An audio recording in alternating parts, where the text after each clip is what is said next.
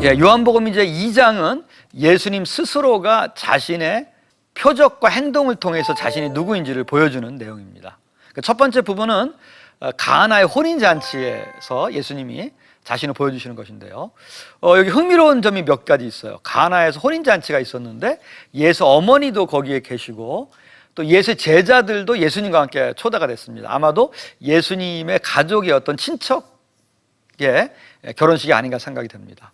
그런데 이제 거기 포도주가 모자랐는데 예수의 그 어머니가 다른 혼주에게 얘기해야 될 텐데 예수님께 얘기했다는 것은 예수님께 무슨 기대가 있었던 것 같아요. 기적을 행한다는. 근데 예수님은 이런 지하에 거절을 해요. 그때 예수님이 하신 말씀이 여인이여 이 일이 당신과 나한테 무슨 상관이 있습니까? 이런 얘기를 합니다. 두 가지가 여기 참 특이한 건데요.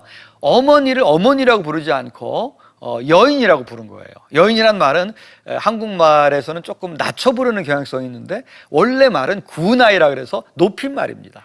귀부인 뭐 이렇게 여성을 높이 부를 때 하는 말이었는데 그렇지만 어머니에게 자녀가 부를 수 있는 그런 호칭은 아니었습니다. 또 하나 이것과 나하고 무슨 상관이 있습니까? 이런 거리감을 두는 말을 합니다. 그러자 이제 예수 어머니는 다른 사람들에게 예수가 무슨 말을 하든지 그대로 하라.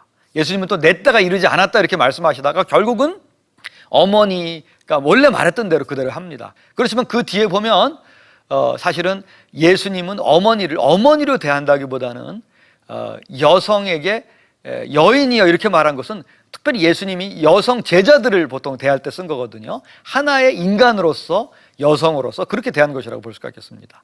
결국은 예수님이 기적을 행하시죠. 그래서 그 포도주를 좋은 포도주를 나중에 마셨습니다. 그런 다음에 그런 포도주를 마시고 굉장히 사람들이 이제 기쁨이 충만했다는 그런 말씀이 있습니다. 그럼 이 사건의 의미는 뭐냐? 그건 11절에 나와 있습니다. 11절에 이렇게 말을 합니다. 예수께서 이르시되 이 첫 표적을 갈릴리 가나에서 행하여 그의 영광을 나타내시매. 이게 일단은 표적이라는 거예요. 표적은 두 가지가 있는데요. 하나는 기적이고 두 번째는 이 표적이 의미하는 바가 있다는 거예요. 의미하는 바가 뭐냐면 그의 영광을 나타내는 것입니다. 영광이라는 말은 여러분 성경에서는 하나님께 주로 사용하는 말입니다. 그래서 자신에게 영광이 있다, 자신에게 신성이 있다는 것을 나타내심에 그의 제자들이 믿으니라. 그래서 이 가나의 혼인잔치에서 예수님께서 보여주신 것은 자신에게 신성이 있다는 것을 여기에서 보여주신 것입니다.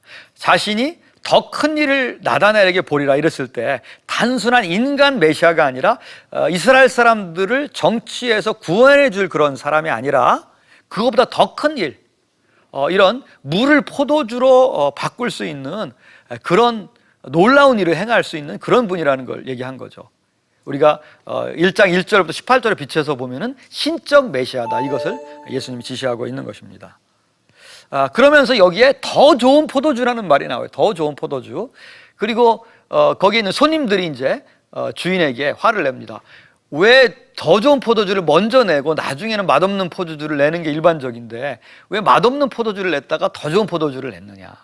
여기서 상징하는 게 바로 어떤 거냐면은 더 좋은 포도주가 예수님이라는 것입니다. 더 좋은 포도주가. 그래서 우리가 심층적인 의미를 보면은 예수님이야말로 바로 새 포도주다.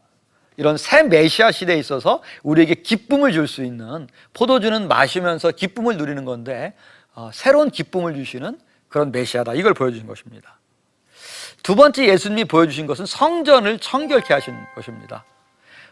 성전에 보면 여러분 성전이라고 그럴 때는 크게 그런 구역들이 있어요. 이방인의 뜰이라는 데가 있고요. 그 다음에 여인의 뜰이라는 데가 있고 그 다음에 제사장만 들어갈 수 있는 데가 있었습니다. 여기에는 바로 어디에서 벌어진 거냐면 이방인의 뜰에서 여기 벌어진 것입니다. 일반 사람들 이렇게 들어갈 수 있는 거기에서 동전도 바꾸고 이렇게 이제 하는 일이 여러분 이방인들이 저 멀리 그런 에베소에서 여기까지 소를 어떻게 가지고 오겠어요? 양을 어떻게 가지고 오겠습니까? 그 다음에는 성전에 들어갈 때 성전 세를 내야 되는데 동전도 바꿔야 돼요. 그러니까 그게 사실 필요했던 것입니다. 그러나 예수님은 그거는 저쪽 기드론 시내 건너편에서 할 수도 있었는데 왜 성전 구역에서 하느냐. 이거는 하나님의 기도하는 집을 우리 인간의 장사하는 그런 시장으로 만들었다고 예수님이 그렇게 말씀을 하신 것입니다. 그러면서 예수님이 이런 말씀을 하세요. 이 성전을 헐라 내가 사흘 만에 일으키리라. 그랬더니 그 사람들은 그 건물 성전인 줄 알고 지금 이게 벌써 헤롯 대왕 시대부터 46년째 지금 짓고 있는데 이거를 네가 이렇게 사흘 만에 일으키겠다니. 그러니까 예수님은 나중에 이제 요한복음 저자가 말합니다. 이것은 그런 건물 성전이 아니라 자기 몸을 가리킵니다. 그래서 자기 몸이 그런 십자가를 지어 돌아가셨다가 사흘 만에 일으키리라는 말이 뭐냐면요, 부활한다는 그런 뜻입니다. 부활한다는 뜻이 영어로도 보면은 일으킴을 당한다, 그렇게 표현을 해요, 서양 언어에서는. 그래서 여기도 성전을 일으키라는 그 말도 되고 또 죽은 사람을 살린다는 그런 말도 되는 일으킨다는 동사를 사용해서 사흘 만에 일으키라는 말씀을 하고 있는 것입니다. 여기서 말한 바가 바로 뭐냐면 이제는 예수의 몸이 성전이라는 것입니다. 예수님이 이제 성전이라는 것입니다. 요한복음 1장 14절에 보면은 말씀이 육신이 되어 우리 가운데 거하심에. 그래서 여기에서 보여준 것은 예수님은 새 포도주와 새 성전을 보여주고요. 그 다음에 이제 요한복음 그 서문, 우리가 아까 보지 않은 것을 보면은 예수님에 대한 여기 호칭이 굉장히 많이 나옵니다. 첫 번째 호칭은 로고스라는 거예요. 로고스. 예수님 말씀이다. 말씀. 그 다음에는 예수님을 생명이라고 소개해요. 생명. 우리가 요한복음의 주제가 영생인데 바로 예수님은 생명의 근원이다, 이렇게 말한 거고, 그 다음에 또 예수님을 빛으로 소개합니다. 그 다음에는 이제 우리 1장 14절에 유명한 성육하신 분으로 또 예수님을 소개하고 있고요. 또 그 다음에는 우리가 잘 아는 예수 그리스도라는 말로 소개하고, 또 하나는 독생자라는 말이 나오는데요. 요게 독생자라는 헬라어가 모노게네스라는 말입니다. 원래 모노라는 헬라어가 원래 모노레일 같은 거 있죠. 모노라는 것이 그런 하나의 그런 뜻입니다. 하나의. 그래서 유일한 그런 뜻인데, 그래서 게네스를 태어나신 분으로 해가지고 홀로 태어나신 분, 이렇게 해석했어요. 근데 요즘에 이제 학문이 발달하면서 이것은 한 유일하신 종류의 아들, 유일하신 독특하신 종류의 아들. 그래서 좀 짧게 말하면 독자라고 할 수 있습니다. 예수님은 하나님과 특별한, 인간도 하나님의 자녀이지만 인간 하나님의 자녀는 반드시 자녀라는 말을 써요. 예수님에게만 항상 아들, 휘오스, 이런 말과 여기 모노게네스, 이건 예수님에게만 쓰는 독특한 말이었습니다. 그리고 이제 가장 정말 놀라운 말씀은 1절과 18절에 나오는 말씀인데, 예수님을 하나님, 또 독생하신 하나님이라고 쓰는 것입니다. 이게 바로 삼위일체의 아주 기본과 근간이 되는, 이 처음에는 예수님이 하나님이라고 말하기가 좀 어려우니까 말씀이라는 이제 그런 의인화 용법을 쓰다가 1장 18절에 가서는 독생하신 그런 독자 하나님으로 그렇게 묘사하고 있습니다. 우리 그 요한복음을 이렇게 요약할 수 있을 것 같아요. 예수님은 어떤 분인가? 여기 뭐 굉장히 많은 호칭들이 있어요. 메시아다, 여기에 그 독자다, 또 여기 보면 뭐 구원자다, 엘리야다, 뭐 그 선지자다, 여러 가지가 있는데 한마디로 말하자면 그겁니다. 예수님은 유대인들이 기다리던 그 메시아다, 첫 번째. 두 번째는 예수님은 새 포도주다, 예수님은 새 성전이다. 이것은 아까 나다나엘에게 말했던 전통적으로 기다리던 그 메시아 이상이다, 그 메시아 이상.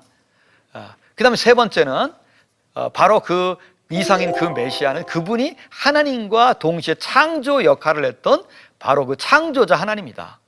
그 세 가지가 바로 요한복음에서 말하는, 1, 2장에서 말하는 예수님에 대한 그런 내용이 되겠습니다. 그렇다면은 여기에서 우리에게 주시는 교훈은 어떤 것입니까?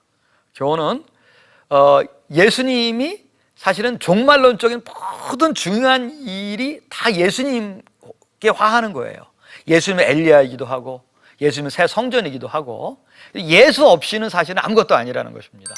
모든 것이 다 예수님 중심으로 인간의 모든 의미는 거기서 끌어낼 수 있는 것이다. 우리 삶에는 굉장히 그 여러 가지 문제가 다양한데, 문제는 다양하지만 그 답은 하나일 수 있어요. 우리가 정말 이 삶의 의미를 모를 때 진정한 메시아가 필요한 거 아닙니까? 그럼 예수님이 필요한 것이고, 또 우리에게 여러 가지 개인적인 필요나 많은 것들이 있는데 예수님도 또 그거를 또 채워주실 수 있고, 예수님이 우리의 원하는 대로 다 채워주신다는 뜻은 아닙니다. 그러나 예수님을 만나면 해결이 되는 겁니다. 나다나엘 같은 사람도 의문이 많았던 사람이지만 예수를 만나고 모든 문제가 해결되었듯이 여러분에도 인생의 문제가 여러 가지가 있지만 예수를 만나면 해결된다는 거, 그걸 유념하시기 바랍니다. 마지막으로 한 가지 더 말을 하자면 그 해결책이 굉장히 좋게 난다는 거예요. 요한복음 2장에 보면 문제가 포도주가 떨어졌던 것인데 해결책은 더 좋은 포도주를 먹은 거거든요. 예수님에게 우리가 주시는 이 땅의 중요한 것은 예수를 만남으로써 더 좋은 일이 일어난다는 거. 어려움을 통해서 예수를 만났다고 하더라도 결국에는 더 좋은 포도주를 먹게 된다는 거. 그게 오늘 2장을 통해서 우리가 교훈을 얻을 수 있는 중요한 적용점이 되겠습니다. 요한복음 1, 2장을 통해서 예수님이 누구신가 이런 말씀을 우리가 공부해 봤고요. 다음 주에는 이제 예수님이 구체적으로 개인들을 만납니다. 그래서 예수님이 만난 사람들이라는 그런 제목으로 다음 주에는 같이 공부해 보도록 하겠습니다. 여러분 경청해 주셔서 감사합니다. 다음 주에 뵙겠습니다.